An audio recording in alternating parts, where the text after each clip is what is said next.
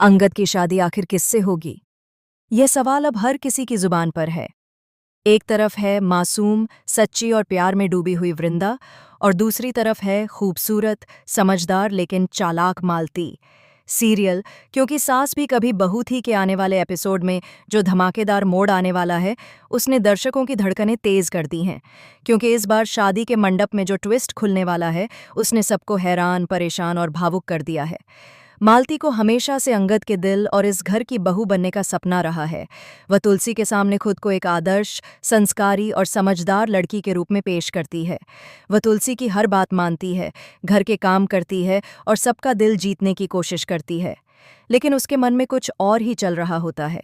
मालती का असली मकसद सिर्फ और सिर्फ अंगद को पाना है, चाहे इसके लिए उसे कितनी भी चालें क्यों न चलनी पड़ें। वह वृंदा की सादगी से जलती है, उसके प्यार से नफरत करती है और धीरे धीरे उसके खिलाफ जाल बुनती जा रही है। दूसरी ओर अंगद और वृंदा का रिश्ता सच्चे और गहरे प्यार पर टिका है।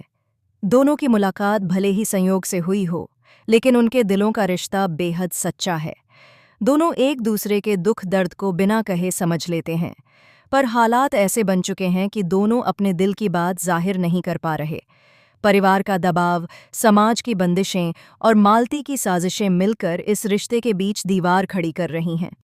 तुलसी को भी अब इस रिश्ते को लेकर बेचैनी होने लगी है। वह अपने बेटे अंगद के लिए ऐसी बहू चाहती है जो उसके घर के संस्कारों और सोच से मेल खाए। उसे वृंदा में वही सादगी, प्यार और समर्पण नजर आता है जो एक आदर्श बहू में होना चाहिए। लेकिन मालती अपनी चालाकी से तुलसी के मन में धीरे धीरे शक के बीज बो देती है। वह ऐसी परिस्थितियां बनाती है कि तुलसी को लगने लगता है कि शायद वृंदा इस घर के लायक नहीं। फिर आता है वह दिन जिसका सबको बेसब्री से इंतजार था, अंगद की शादी का दिन। घर में खुशियों का माहौल है, चारों तरफ रोशनी है, फूलों की महक फैली है और हर कोई झूम रहा है। तुलसी भावुक होकर कहती है, आज मेरा बेटा अपने जीवन का सबसे सुंदर कदम उठाने जा रहा है। सबको लगता है कि अंगद और वृंदा की जोड़ी बनकर एक नई कहानी शुरू होगी। लेकिन किस्मत को शायद कुछ और ही मंजूर था। जब बारात आती है, ढोल नगाड़े बजते हैं और मंडप में दुल्हन बैठाई जाती है, सबको लगता है कि वह वृंदा है। घूंघट में छिपा चेहरा सबकी उम्मीदों का प्रतीक बन जाता है। लेकिन जैसे ही फेरे शुरू होते हैं, कैमरा धीरे धीरे उस चेहरे की ओर जाता है और सबकी सांसें थम जाती हैं। वह वृंदा नहीं, बल्कि मालती होती है। पूरा घर सदमे में आ जाता है। तुलसी के हाथ कांपने लगते हैं, मेहमान फुसफुसाने लगते हैं और अंगद के चेहरे पर अविश्वास साफ झलकता है। कोई नहीं समझ पा रहा कि आखिर ऐसा कैसे हुआ। वृंदा कहाँ गई? वह मंडप में क्यों नहीं बैठी? मालती यहाँ कैसे आ गई?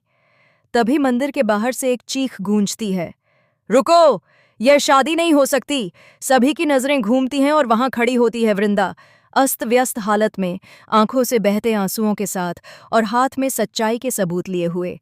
उसकी साड़ी फटी हुई है, माथे पर चोट का निशान है और चेहरा दर्द से भरा हुआ है। वह सीधा मंडप की तरफ बढ़ती है और सबके सामने सच्चाई का पर्दाफाश करती है। वह कहती है, इस शादी में जो दुल्हन बैठी है वह मैं नहीं, मालती है। उसने मुझे धोखा देकर कमरे में बंद कर दिया और खुद मेरी जगह बैठ गई। यह सुनकर सबके होश उड़ जाते हैं। तुलसी वहीं गिर पड़ती है और अंगद गुस्से में उठ खड़ा होता है। घर में हंगामा मच जाता है, मेहमानों में हलचल बढ़ जाती है। तुलसी, जो अब तक मालती पर भरोसा करती थी, उसके गाल पर तमाचा जड़ देती है और चिल्लाती है, तूने मेरे बेटे की जिंदगी से खिलवाड़ किया। मालती आंसू बहाते हुए कहती है कि उसने जो किया वह प्यार के लिए किया, लेकिन अब सबके सामने उसकी साजिश उजागर हो चुकी होती है। अंगद टूट चुका है, उसका चेहरा खामोश है पर आंखों में आग है। वह वृंदा की ओर देखता है और धीरे से कहता है, काश मैं पहले सच समझ पाता।